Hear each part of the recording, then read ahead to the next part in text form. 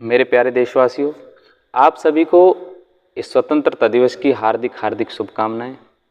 और इस 15 अगस्त को भारत अपना 79वां स्वतंत्रता दिवस मनाने जा रहा है। ये बड़े गर्व की बात है कि हम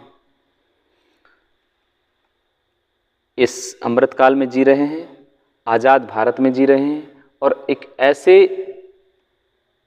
समय में जी रहे हैं जब आज का दौर परमाणु हथियारों का और लड़ाई झगड़े का नहीं है। आज का जो दौर है वो सिर्फ और सिर्फ अर्थव्यवस्था का है, जिसकी अर्थव्यवस्था जितनी ज़्यादा मजबूत है, जितना आत्मनिर्भर देश है, वो उतना ही आज़ाद है। आप अगर स्वतंत्रता के पहले की बात करें तो गांधी जी ने विदेशी वस्तुओं की होली जलाई थी, विदेशी वस्तुओं का बहिष्कार किया था। क्यों किया था?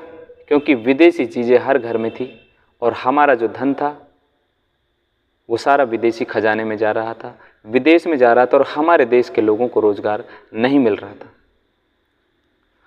अगर आज 80 साल के बाद भी हम उस बात को याद करें, गांधी जी ने जो विदेशी वस्तुओं की होली जलाई थी, आज देश का प्रधानमंत्री भी आज उसी भाषा को बोल रहा है। Vocal for local. वाराणसी की उस रैली में उन्होंने कहा कि हमें अपने देश में बनी हुई वस्तुओं को खरीदना है और ये लिस्ट बनानी है कि हम कितनी चीज़ों को विदेशियों को खरीदते हैं। एक देश के मुखिया को कभी उन्होंने खुलकर इस चीज़ बताई नहीं, लेकिन इशारों ही इशारों में उन्होंने अभी भी इस चीज़ पे चर्चा की है जब अमेरिका भारत पर टैरिफ की धमकियां दे रहा है। धमकियां देने का मतलब ये होता है कि जो किसी को कमज़ोर समझ रहा है वो उसको धमकियां दे रहा है।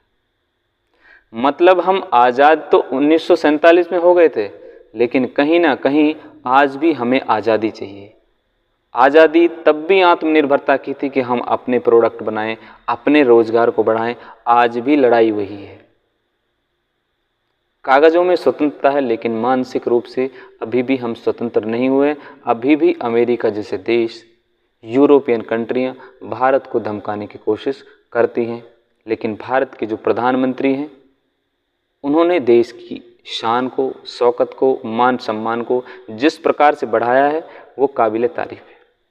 वो उस हर मोर्चे पे डटे हुए हैं, चाहे देश का कोरोना काल में ऐसा समय हो जिसमें सारे देशों की अर्थव्यवस्थाएं गड़बड़ा गई थी, सारे देश परेशान हो गए थे, तो भारत ने सभी देशों को